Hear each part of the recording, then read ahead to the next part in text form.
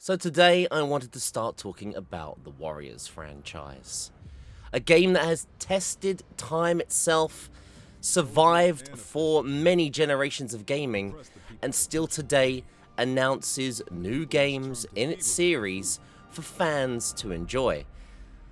Koei Tecmo, with the power of a Megaforce, do bring out game after game and make people who want to play this franchise enjoy it as they evolve the gameplay and the combat every iteration it does bring out. And the impressive thing about the game is it can handle multiple sprites on the screen while you do multiple combos, different weapon types, different characters. The sense of controlling a battlefield and bringing down other strong opponents is what the pulling force is of this franchise. And it's crazy to think that this game's origins, Dynasty Warriors 1, was a PlayStation 1 title, but was a completely different game entirely.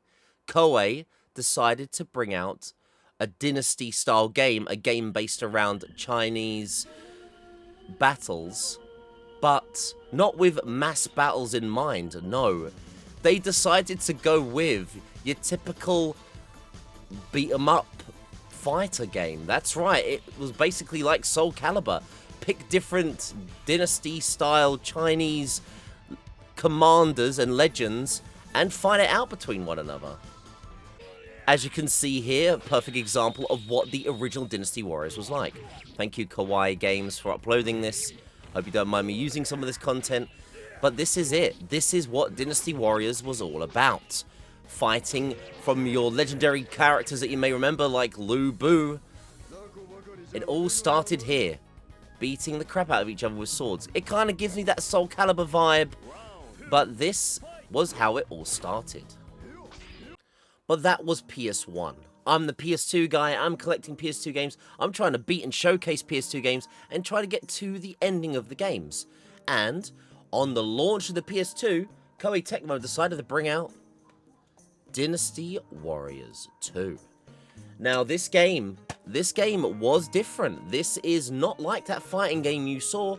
Oh no, they decided to go with that formula that is now tried and tested. And for the most part, it worked. It was a big success. This was the test. Koei Tecmo pushed the limits of the PS2, even on launch. And it was really good. You're going to see it for yourself. There are characters on the screen. There are sprites on the screen. There are multiple fights, multiple different things going on. And the PS2 was able to handle it. And for the people that wanted to play this, they got the bug. They really liked it. And Koei Tecmo were like, this is it. We've found our bread and butter. We are going to keep doing what we do best. And later down the line, they do. They keep releasing more and more. There are plenty of Dynasty Warrior games. There are Samurai Warrior games. There's a clash of the games. Warriors Orochi, which is both Dynasty Warriors and Samurai Warrior characters put together. All these games, there's loads on the PS2. And not only that, Koei Tecmo were ahead of its time. They brought out DLC for their game. Extreme Legends. So if you were wanting more for your Dynasty Warrior gameplay, they brought out DLC things for extra characters, extra costumes, extra weapons, and they were setting themselves ahead of the game there, and very few games ever wanted to bring out a revision and an expansion of a physical game that was out on the PS2. And then, later on, they reached out to other people and did other things. They had RPG spin-offs, the Mystic Heroes game. I've always been curious about this game. I can't wait to play it. And they even, on the PS2, did some extra license spin-offs. Gundam Warriors 2. Also, there's a Japanese exclusive Dynasty Warriors 1 Gundam Musou Special, which I will play one day as well and show off for you guys. The PS2 had it going on, and then later on down the line, yeah, you might have introduced yourself to the Warriors games like the Zelda Warriors games, the One Piece Warriors, the list goes on, Dragon Quest, and more. I wish I could list off more, but there's plenty of them. But we are here to talk about the start of the Musou games, the games that made it big. And this is it, Dynasty Warriors 2. It shows off and has plenty of characters, and, well, I could maybe beat just one character in this game. Or maybe just maybe, we should beat all the characters in these games. Or is it just a silly extra quest I'm doing in this challenge? Who knows? But either way, let's talk about Dynasty Warriors 2 and the crazy thing of not only trying to beat all PS2 games, but maybe trying to beat all the Musou modes in every Warriors game on the PS2. So here was the start of my journey of trying to beat Dynasty Warriors 2, or at least, as you've already seen now, trying to beat every character in Dynasty Warriors 2. It's something that I want to do in my challenge. I'm trying to get a value for money experience in my playthroughs. Other challenge runners, they only want to really beat with one character, get credits. There's loads of PS2 games, and that's fair enough. For me, though, whatever character I started on, that was what I was going to play as, and we were going to do our first run on normal difficulty. And whatever character you do pick, there are cutscenes. Not many in this game, remember it's a launch tile, but there are cutscenes as well to help you get a vibe of the game and a sense of what is about to happen on the stage you're attempting. For the most part though, there isn't really much more to really say about the Warriors experience. What you're seeing here is what you really will get throughout the whole game. I do have to say that this may be one of the reasons why it's especially not a very stream-friendly, content-friendly game. It's a great game to play, but maybe while watching, it's like you don't really get the appeal of it. It's a very brain-off game for me, this. I can just pick this up, play it, and cut through enemies and go through objectives, or trying to push control maps and eventually win the outcome of the battle. As you are fighting through the battles, you are trying to obviously keep your health bar inactive. The blue bar is your health, and that mysterious pink bar at the bottom, if you've never played it before, is your special or Musou bar. If you can fill that all the way to the end, you can unleash your ultimate Musou attack. Every time you do combos, every time you kill extra enemies, every time you take down extra opponents, you're able to build up that bar enough so when you need it in a pinch, you can unleash an ultimate attack. And sometimes that ultimate attack really can cut through enemies' health. So once you break your enemy's guard that you are facing, start unleashing that attack at the right opportunity and you can really cut away into their health pool. The longer and bigger the bar, as you level up your characters, the more time you get to pull off your Musou special as well. But I was playing my first run, as I mentioned earlier, on the default difficulty. I do try and stick to default difficulty settings, because I think that's the intentional way. Normal mode is usually how you're meant to play these games, and so that was my first real try. And it is quite tough. Even as you start, you really are very, very weak, squishy even. Like if you get in the wrong situations, or if the enemy can catch you off guard, you will lose a lot of your health. And because of this, after my first real challenge and about an hour in on the first map, I sadly do, as much as I try to survive, get defeated. It's a sad situation, and yes, it's something I was very much prepared for, because I was already told that early Dynasty Warrior games and Warrior games alike are quite challenging. As they get further down the line, the games get more easier and more manageable. But at the start of it all, yeah, these Dynasty Warrior games were no hand-holding experiences. Most map objectives, though, involve you taking out the commander, or at least trying to reveal a commander or a final target on the maps you're clearing. As you clear more objectives, as you make your team push up more and more, you can help your forces and yourself get to the point of where you need to take out crucial enemies or crucial commanders to complete the level and move on to the next one. And as you go through maps, yeah, you just keep doing what you do best, but there's one character in particular that does make its appearance apparent even at the steps of Dynasty Warriors 2. He has a bit of a meme-worthy or cult classic following, but yes, it all started even from the origins of the Musou games, and that is one very particular commander, as you may know him as. They've cancelled the sponsorship because they've found The dude Lu Bu, the mightiest man alive, the god of the battlefield. He is the one guy you've got to be careful of. He wants to kick your ass and is ready to wipe out many people, including yourself, to get the job done. But as you probably know, or at least if you're one of the Warriors players, do not pursue Lu Bu. I learned the hard way. This is my first experience of the guy Lu Bu. And holy hell, yeah, you really shouldn't take him on. He is a character that if you want to optionally take him on, you can. But most of the time, you're going to end up dead, especially on the default difficulty. So instead, I change things up and just try and focus on the objective at hand. But even then, holy hell, it is a tough game to survive with. On normal mode especially, there are people, there are characters, there are commanders everywhere you turn, everywhere you look. There are people out there trying to stop you from getting to your objective. And at the most part, you're desperately trying to run around the map and get health to keep your reserves up and to make sure that you can survive. But defeat really is a thing I had to get used to. Once again, like I said, playing on this difficulty mode, you will have to experience the defeat screen and lick your wounds and get back into the battle. Luckily though, there are weird collectibles on the map. What I mean by that is that you can find save icons to chuck you into checkpoints on the battlefield. As you can see here, I died, but I found a memory card earlier on, which meant I could save the game and have a checkpoint to go back to crucial points of the battlefield and be able to take on the otherwise hard areas that I needed to focus on and complete the stage.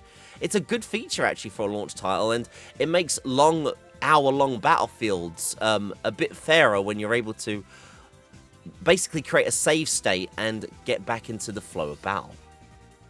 But during my playthrough, there is one real annoying aspect of Dynasty Warriors 2 that really did boil my blood. And that is that while fighting crucial commanders, they decided to add a really annoying feature. You'll see it right now while I'm fighting Dong Zhuo, one of my crucial targets to win the course of battle. Here is his life bar in the top left corner at the moment. At the moment I'm cutting him down and he's going to about half health in a minute, soon. But did you just see that? His life bar was filled up. For some reason, I don't know why, the developers decided to add a feature that commanders, when they get knocked down on the floor, like if they land on their back, if that's the animation they fall on, the game will give them life refills. Not all the time, but I think, if I remember correctly now, it will fill up the life bar on 2 different occasions. So it gives it 200 health and another 200 health, and then once it has done the life fills, it will then start just doing defense up instead to make the enemies uber tanky. But look at this, look, I knock him on the floor, bam, full life recovery again. You, though, as the player, never get any life recovery unless you desperately run around the map and know where the secret spots are to get your meat bun life recovery items. It's a feature that I really did not like about Dynasty Warriors 2. And it makes the game all the more difficult because I'm basically cutting down 3 life bars on a enemy when I could easily just be doing 1 because the game was already quite challenging as it is. So the one crucial thing about Dynasty Warriors 2 is do not knock commanders on the floor. I only learned about this later on, but during my first experience, the meta or the idea of what to do wasn't there. Eventually, I do realize that you shouldn't ever really do a finisher off or a finisher special, but you've also got to be careful of your AI opponents. AI opponents can also knock enemies on the floor and give them their life buff, which can be super annoying as well. As you can see here, this time he has no life gain, luckily, but got times to attack, and they can do a lot of damage, and then you can keep stacking them and giving them more buffs if you keep knocking them on the floor. Sadly, it's a feature I had to deal with and one of the more annoying bugbears, but apart from that, yeah, this game is still quite a brain-off experience and, for the most part, a fun one while winning the course of the battle. So with one character still 10 hours in, I go through multiple campaigns and eventually get to the final map and the final opponent, Cao Cao or Cao Cao, if you want to pronounce it that way, but in this game, original game, it is Cao Cao. And I do discover the meta of the game to defeat commanders. As long as AI doesn't get involved, it's this. The stab, stab, poke, poke.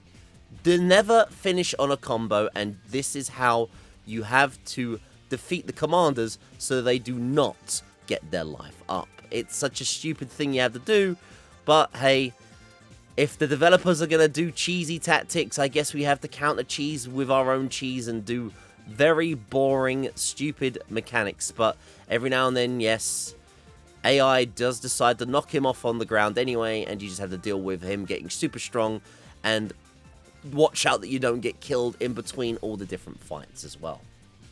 But after much perseverance, I do successfully complete the campaign of a single character. As you can see here, it was hard. 10 hours, like I said before. It's not an easy run on just doing an entire campaign on normal mode. You will die a lot, you will suffer a lot, you will have to work around having to deal with the annoying enemy eye. And it takes generally about an hour, 2 hours per map if you do want to focus on this difficulty setting. And depending on your faction, there are 3 factions in the Dynasty Warrior games. At least in this one, there are 3 factions. You get a little ending, a little final epilogue of who you picked. It is all very generic as you play as other characters. This ending from the book's perspective is all very much the same thing. It's insert commander's name with a unique first paragraph of what they do on the battlefield, and then the rest is just a breakdown of what you do in each of the different sections of their campaign mode. This is how it works, and for the most part, yeah, if you're happy with this game and just want to beat it with one character, you can do so. But as the Legend of Dynasty Warriors comes to a close, the thing that a lot of us are trying to find are the credits. And here are the credits, with some J-pop bangers. Still to this day, it's very surprising that a game of this caliber has this edgy, kick-ass music, which is great. And this is the any % run if you want to just be done with it. And I said earlier on in the video, a lot of challenge runners, people that seek the credits, are very happy with calling this game a beat. But yes, I don't know what it is about it, but I'm doing this as a passion project. I'm doing this as an archive experience to truly show off the money's worth of the games you play. And I do think if you grab this on launch, or if you do grab the Dynasty Warrior games, you don't beat the game with one character and then put it on the shelf and be done with it. Or at least a good majority of people won't do. I'm not saying you'd have to beat it with every character, but you definitely would have picked up and played some other characters and seen what they do and how they play. And for the most part, this is what I feel like when there is a game with multiple characters to do. But yes, you saw the title. I was going above and beyond the course of what is my challenge of trying to beat every PS2 game. I've decided to embrace an extra side project in my challenge and beat every Musou mode in every Warriors game as well. I like these games. I didn't think I'd gel with them, but I was going to do that all the same. But before starting and beating every other Musou mode, I do one important thing. It is now a more casual experience. I just want to enjoy every character and have a good fun time on every campaign mode. I turned down the difficulty to easy to just have a little bit more of a free time. It won't affect unlocking anything. It won't affect changing what characters and what missions unfold. It was ready now to just turn it down, tone down. The true brain-off experience was there. And I got to have fun with all the other characters, see their movesets, see their weapons, and go through every other Musou mode. It was time to take on the crazy, crazy challenge. And because of that, as you can see here, we selected our second character, Guan Yu, and I get to the final campaign of what is the character's story modes and get to the Cow Cow mission to try and defeat him. He still does damage even on easy mode, but just take your time, defend, block, and chip away, poke away at him, and eventually I do win the course of the battle again. And it's just a sheer difference when you do tone down the difficulty in these earlier Warriors games to make a simple experience a far better experience. Like I said, I'm just going through and enjoying it, and every campaign is a nice, sweet journey while I get to enjoy what the characters' fighting styles are. There isn't anything really different about it. The endings do all coincide and blend into one, but I didn't really care about that. It was just fun to pick up different characters and mess around with their fighting styles and their weapon types. Koei Tecmo do make every character feel slightly different, and for the 2 hours campaign experience modes with every one of them, it was just something to help mix up the long playthrough. But as you go on and beat more characters, the character roster does get bigger and bigger. It's just one of the things that we have to do while I'm beating the games.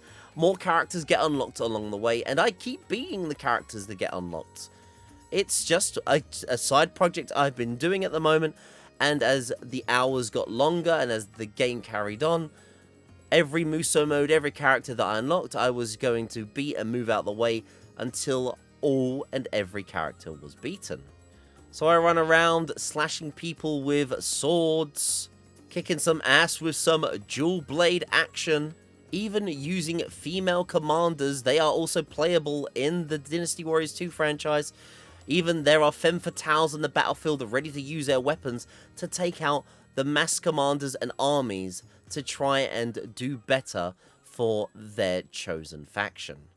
There are definitely some characters I enjoyed playing as more than others. Their moveset and their Musou specials are definitely a heck of a lot better than others. Ganing was one of them that you really felt like you were cutting through enemies while doing his combos and his Musous, and it was a good time to play as him. But then there will be other commanders you play as, like Sun Quan, who I didn't really enjoy as much. His combos were kind of lame. His Musou special really didn't do much to the enemy commanders, and he was left open a lot or delayed on his attack, so he was constantly getting attacked back and causing himself to take more damage than he needed to. Luckily, we were playing on easy mode, so it was able to prevent some of these countermeasures. But after 42 hours beating the last character, I did a final count. 1, 2, 3, 4, 5, 6, 7, 8, 9, 10, 11, 12, 13, 14, 15, 16, 17, 18, 19, 20, 21, 22, 23. 23 characters, all beat. There's no new ones. I've beaten every Musou mode, everybody. So that bit's done. As you heard, I just defeated all 23 characters in Musou mode, and I should have been done there, but I thought to wrap things up, it was only fair to do the one final challenge of Dynasty Warriors 2.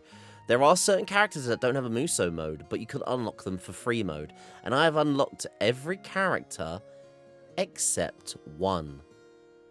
You heard him earlier on in the video. There is a Lu Bu character, or Lu Bu, really, the character himself.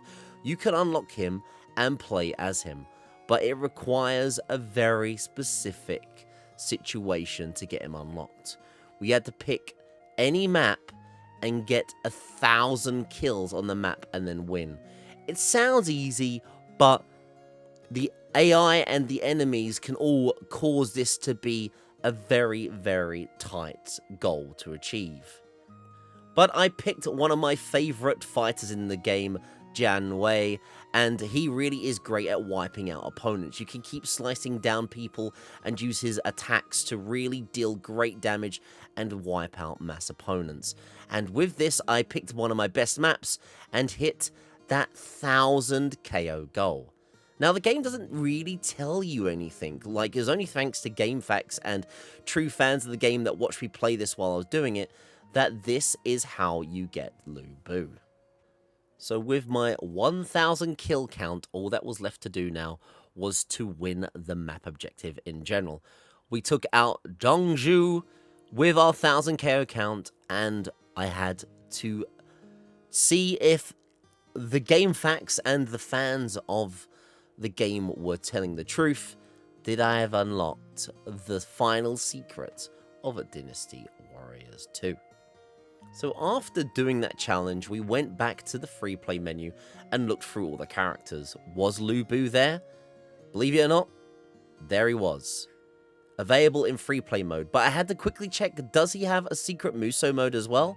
So we went into the Musou mode, went through all the different characters, and for some reason he doesn't. He doesn't have any story mode. So I had not only beaten every Musou mode, but unlocked every character. I won't say that I 100%ed Dynasty Warriors 2, because that requires, I guess, leveling up everyone's stats to max, and that is another feat entirely, but I did everything else in between it. Every Musou mode, every character unlocked, and I had a good time with it.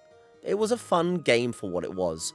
There are some gripes. There is the stupid AI that gains all their life back and that gets the buffs, which makes fights go on longer and it makes you feel like you're useless and they are controlling the battlefield. I get what they were trying to do. Yeah, they're the commander. They get the support from their close, like, supporters around them. So you're fighting them on their home ground. So that's why they get, like, maybe home bonuses where getting their health and attack up.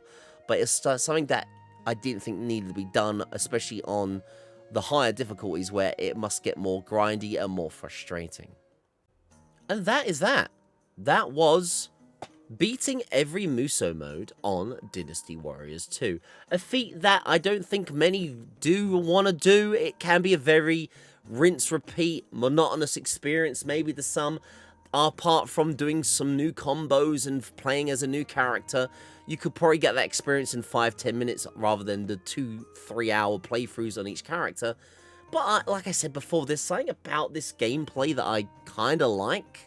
I kind of get the grip, the bite for, and I got pulled in.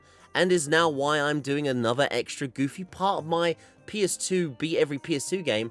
Also trying to beat every Musou mode on these games. And it does take a long time.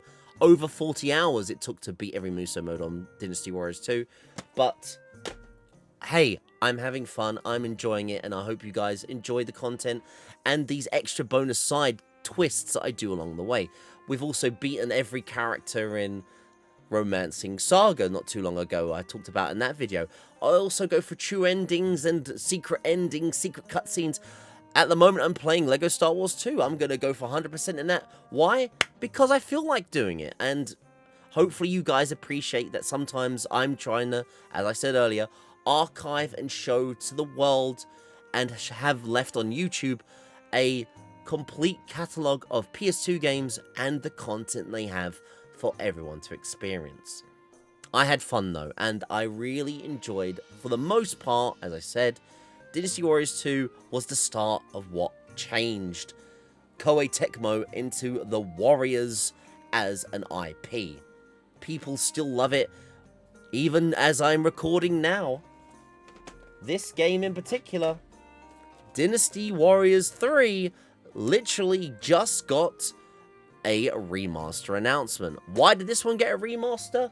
Well, I'll talk about it at some point as well. I'm going to be making these videos. I'm going to be talking to you about my beating every Musou mode with other games on the PS2 in the franchises. And we'll talk about this, and I can see why this one got a remaster and not this one. But still, yes. Guys, thank you everyone for watching this video. It was another one that I wanted to talk about, something that meant to me a special part of this challenge. And there's many Warriors games left to talk about and show off all the Musou modes I beat in them. But that's another video for another time. Thank you very much for watching this video. I hope you guys enjoyed it. And if you like the Warriors games, I hope you're still enjoying them today. Maybe you're hyped up for that new Dynasty Warriors 3 remaster announcement. I'm going to be curious to see what they do, and especially there's some things in it I wonder if they keep or remove. But until then, thank you very much for watching, and I'll see you all on the next video. And until then, thanks for watching. Now get out your glow sticks, because to wrap things up, I'll leave you with the banger that is the credit song.